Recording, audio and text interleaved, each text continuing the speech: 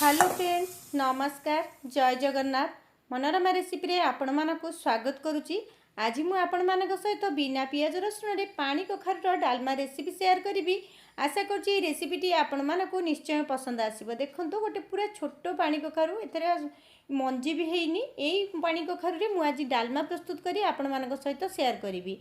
जेहेतु पानी कखारू स्त्री लोक बा झील पिला काटती तार से आगु ताकू फाड़ कर नहीं। एबे चलतु ताकू छोट छोट करी काटिकी नहीं आसीबा। एई डालमा पई बेसी किछि परिबार आवश्यक पड़िबनी। किछि सारू आ आलू को नहीं आमे एई पानी कखारू डालमाटी प्रस्तुत करिबा। प्रथम रे कड़ाई रे तेल दबा। तेलटी को भल भाबे गरम होला परे पानी कखारू सारू आलू सबु दे दबा। एबे सेथिरे अल्प टिके लूण आ हळदी देई पानी कखारू को आमे भाजिबा। जेहेतु पानी कखारू पाणीचिया टिके लगे से जदि आपण एमती लूण हल्दी दे तेल रे प्रथमे भाजी नेबे ताहले आपणक डालमाटी खाइबा पई बहुत भल लागिबो। एबे देखंतु मु ताकू लूण हल्दी दे देली आ हाई फ्लेम रे आपण भाजिबे। जमा भी फ्लेम को लो करिवेनी। एठी देखंतु गोटे कप बुट डाली को मु 2 घंटा पूर्वरु भिजेई नेतिली। एबे पानी कखारू आलूरु सबु पानी अंश मरी गलानी। आ सारू को भी जदि आपण भाजी देबे ताहले आपणक सारू मध्ये जमा कुंडे हेबनी। एइथिरे बुट डाली को आमे दे दबा। बुट डाली को देई आमे मध्ये टिके भाजी नबा। जदि आपण बुट डाली भाजी डालमा प्रस्तुत करुछंदी ताहले आपणक बुट डाली तो भल भाबे सिझी जिवो किंतु जमा भी फिटिबनी। सेमती गोटा गोटा ही रहिबो आ खाइबा पई बहुत भल लागिबो। आकु भाजी नेला परे टिके समय आमे भाजी नबा। सबु पानी अंश गुडी को सुखी गला परे आमे ताकु प्रेशर कुकर रे दे दबा। बहुत कम समय रे प्रस्तुत हे जिवो। सेति पई मु प्रेशर कुकर रे करूची। एठी आमे दबा किछि भजा हेतिबा मुग डाली आ एठी अदा टिके कोरि नबा। मुग डाली दबा पई जमा भी भूलिबेनी कारण पानी कखारू सहित मुग डाली और बुट डाली खाइबा बहुत भल लगे।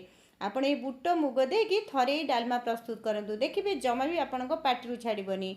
एठी मु ठंडा पानी देनी गरम पानी आपण ही देबे। मु गरम पानी देची।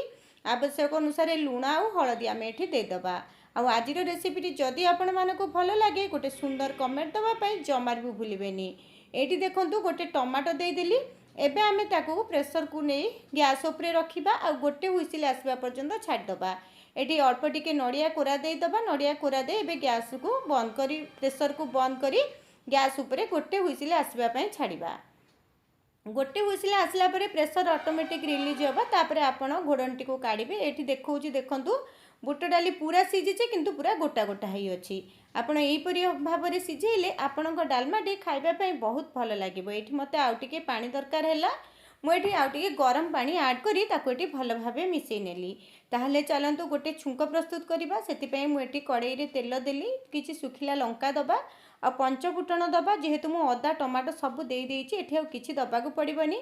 खाली मु धनिया गुंड गोटे चमच आ करी मसला गोटे चमच देई ताकू टिके भाजी नेबी। एई समय रे गैस रो फ्लेम को आपण सिम रे रखिबे नाले मसलाटी भाजीबा बदल रे पोड़ी जिवो।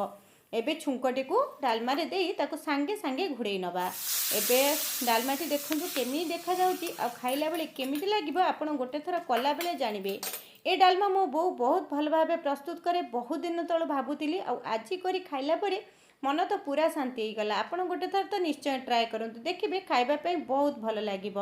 आ लास्ट रे भजा हेतिबा जीरा और लंकार गुंड देई ताको एटी भल भाबे मिसेई दबा। आशा करछि रेसिपीटी भल लागिथिबो। भल लागले चैनल को सब्सक्राइब करबा सहित गोटे सुंदर कमेंट दबा पई जमार भी भूलिबेनी। रहउची नमस्कार। जय जगन्नाथ।